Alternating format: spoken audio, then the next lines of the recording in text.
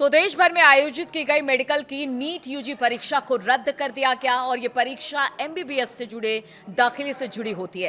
हालांकि NEET UG exam रद्द होने के बाद अब federation of all India medical association यानी FAIMA ने सुप्रीम कोर्ट का रुख किया है। उन्होंने मांग उठाई है कि नीट अंडर ग्रेजुएट का री एग्जाम सुप्रीम कोर्ट के पूर्व जज की निगरानी में बनाई गई समिति के नेतृत्व में कराया जाए। FAIMA ने इससे पहले मांग उठाई कि मेडिकल प्रवेश परीक्षा नीट यूजी 2026 का प्रश्न पत्र लीक होने से जुड़े मामले की समयबद्ध जांच की जाए, यानी अच्छी तरीके से उसकी जांच की जाए कि आखिर क्या वजह है कि इस तरह से ये पेपर लीक हुआ और अलग अलग जगहों से ये खबरें आई। ये मांग की गई है। इसमें शामिल लोगों के खिलाफ कड़ी कार्रवाई की बात भी की गई है। राष्ट्रीय परीक्षा एजेंसी यानी NTA ने 3 मई को आयोजित राष्ट्रीय पात्रता सह प्रवेश परीक्षा स्नातक यानी कि नीट यूजी को प्रश्न पत्र लीक होने के आरोपों के मद्देनजर रद्द कर दिया। केंद्र सरकार ने CBI को आरोपों की विस्तृत जांच करने के आदेश दिए।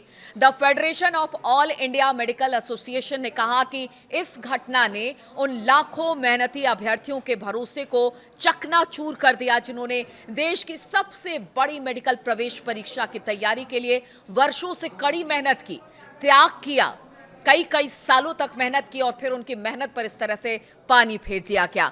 FAIMA के राष्ट्रीय अध्यक्ष डॉक्टर जयदीप कुमार चौधरी ने कहा कि बार बार सामने आने वाली ऐसी विफलताएं देश की सबसे महत्वपूर्ण परीक्षाओं में से एक के संचालन के लिए जिम्मेदार तंत्र में गंभीर कमियों को उजागर करती है।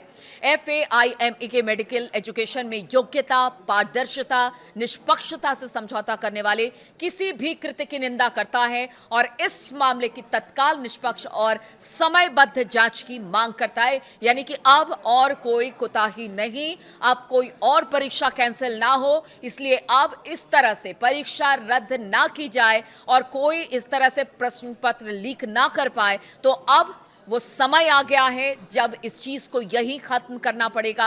समयबद्ध जांच की मांग जो है की गई है एसोसिएशन की तरफ से।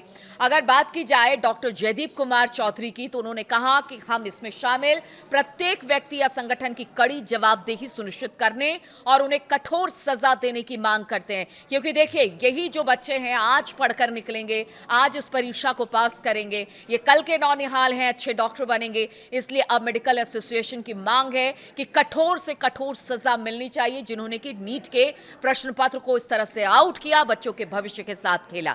इसी बीच मामला सुप्रीम कोर्ट अब पहुंच गया है। FAIMA ने शीर्ष अदालत का रुख किया।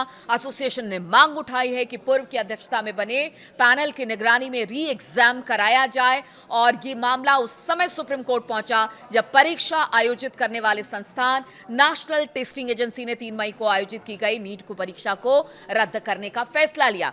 अब ये परीक्षाएं दोबारा से आयोजित की जाएगी। फिलहाल परीक्षा की तारीख अभी तक घोषित नहीं की गई है। नीट परीक्षा में पूछे गए कई प्रश्न एग्जाम होने से पहले ही लीक होने की बात सामने आई और इसी के बाद नीट यूजी एग्जाम रद्द कर दिया गया। जैसे ही यह घटनाक्रम हुआ, विपक्षी पार्टियों ने सवाल उठाने शुरू कर दिए और इस बीच नीट यूजी पेपर लीक मामले की जांच CBI से कराने का फैसला लिया गया और अब यह कहा जा रहा है कि देखिए जो भी हो, अब जांच आप करिए, लेकिन ये जांच सिर्फ आज के लिए नहीं, आगे आने वाले भविष्य के भी लिए भी हो और इसीलिए अब जो परीक्षा नीट की करवाई जाए वो सुप्रीम कोर्ट के जजों के पूर्व जजों की निगरानी में कराई जाए ताकि फ्री एंड फेयर एग्जाम हो और बच्चों के भविष्य के साथ दोबारा कभी इस तरह का खिलवाड़ ना किया जाए। बहुत बहुत शुक्रिया मेरे साथ इस वीडियो में शामिल होने के लिए।